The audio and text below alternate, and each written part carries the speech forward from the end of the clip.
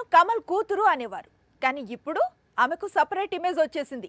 Pan India wide గా craze ను అందుకున్న రేర్ హీరోయిన్స్ లిస్టులో చేరింది. టాలీవుడ్ టు బాలీవుడ్ శృతి చేసే సినిమాలు సపరేట్, ఆమె చేసే క్యారెక్టర్స్ అంతకంటే డిఫరెంట్. ఇప్పటికిప్పుడు శృతి గురించి ఈ ఏవి ఎందుకు అంటారా?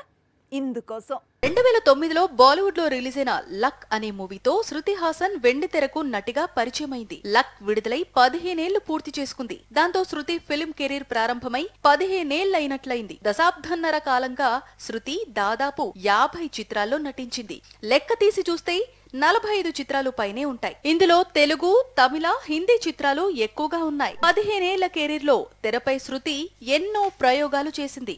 ఎన్నో బ్లాక్ బస్టర్స్ లో నటించింది. నటిగా మాత్రమే కాకుండా సింగర్ గా, మ్యూజిక్ డైరెక్టర్ గా, నేపథ్య గాయనిగా తనకంటూ ప్రత్యేకమైన గుర్తింపు తెచ్చుకుంది. ప్రస్తుతం కూలీ, డకాయిట్, సలార్ సీక్వెల్, కన్నడలో యష్ తో కలిసి టాక్సిక్ సినిమాలు చేస్తోంది. 2009లో బాలీవుడ్ లో రిలీజ్ అయిన లక్ అనే మూవీతో శృతి హాసన్ వెండి తెరకు నటిగా పరిచయమైంది. లక్ విడుదలై 15 ఏళ్లు పూర్తి చేసుకుంది. దాంతో శృతి ఫిల్మ్ కెరీర్ ప్రారంభమై 15 ఏళ్లైనట్లయింది. దశాబ్దన్నర కాలంగా శృతి దాదాపు 50 చిత్రాల్లో నటించింది.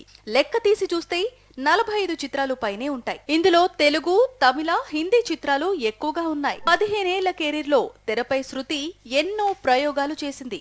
ఎన్నో బ్లాక్ బస్టర్స్ లో నటించింది. నటిగా మాత్రమే కాకుండా సింగర్ గా, మ్యూజిక్ డైరెక్టర్ గా, నేపథ్య గాయనిగా తనకంటూ ప్రత్యేకమైన గుర్తింపు తెచ్చుకుంది. ప్రస్తుతం కూలీ, డకాయిట్, సలార్ సీక్వెల్, కన్నడలో యష్ తో కలిసి టాక్సిక్ సినిమాలు చేస్తోంది.